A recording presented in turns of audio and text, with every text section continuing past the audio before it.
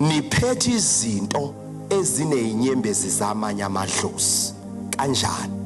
nithenga kulabantu abantshontshayo bese bezodayisela wena uthenga into ka5000 ngo250 idlozi malicinga alicinga umuntu kuphela licinga nempahla yalo yeswakala angiphinde futhi lo muntu ontshontshelwe naye unedlozi lakhe elikhalayo awuyangizwa mhlawumbe naye ozangene komageja laba abanedlozi elikhulu azobika khona awukezwakala so ngesikhathi ebika idlozi lakhe liphume lambe liyofuna ukuthi konje iTV yami yashona ngakuphi bakufica wena ubuka iTV ongayithenga ngesitolo lalela yonke inhlungu esiwa womunye umuntu ngawe iyabekwa lapha emathongeni so qaphela ungathatha imali yedlozi uhambe uyothenga into zokwebiwa ngoba ungenisa lo moya leli dlozi liyamangala salahlekelwa iTV wena ngala uya enjoya ubukela ibhola ubukela bopopayi ubukela yonke into le ingane zakho njengoba ibuka lo moya wobugebengu uyaphuma lithi idlozi ningasifaki thina shayani yena kuphela nezingane zakhe ngoba lo moya ula kubantwana bakho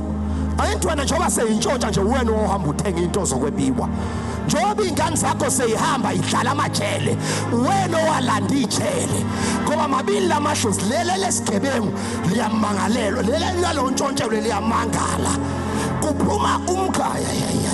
kuphuma idlozi lendawo ahlala kuyona lithi kunomuntu olahlekelwe iTV ngala kuphuma idlozi la konkosi kuphuma nomkhubulwane bayocingisa lo olahlekele babefika wena untshontsile benzani uyadingiswa endaweni udingiswe emadlozini ngokomzimba usahleli kule ndawo kodwa kho umuntu oyophinda asebenze idlozi lakho lavalwa kule ndawo ohleli kuyona ngoba lafumaleka linecala lento yokwebiwa lavalwa wena uyaphuma esangomeni kuthiwa hayibo sibona ukhamba lwamandiki namandawo kanti kukhona umuntu ola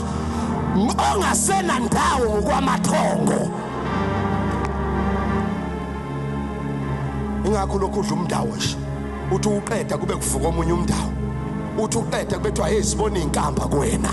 kanti idlozi lakho laxoshwa ngenxa yezigigaba owasenza wangabonwa kanti la emhlabeni wamathonga akukho okungekho bala konke kusobala